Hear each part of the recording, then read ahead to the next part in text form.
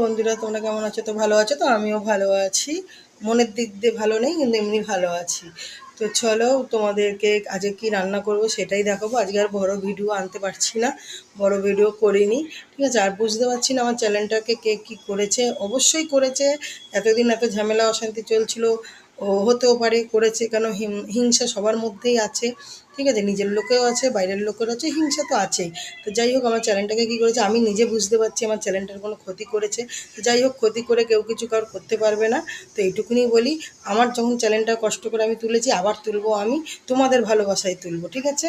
তো চলো, কি রান্না করব আর এখন কি হচ্ছে সেটাই দেখাচ্ছি। কিন্তু মনটা ভালো নেই, কিচ্ছু ভালো লাগছে না, জানো তো।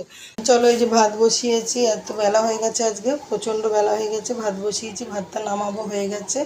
আর একটু আর এই যে ইলিশ মাছ এনেছে, ইলিশ মাছের ঝাল করতে বলেছে, এই ঝাল করব। আর পনির এনেছে।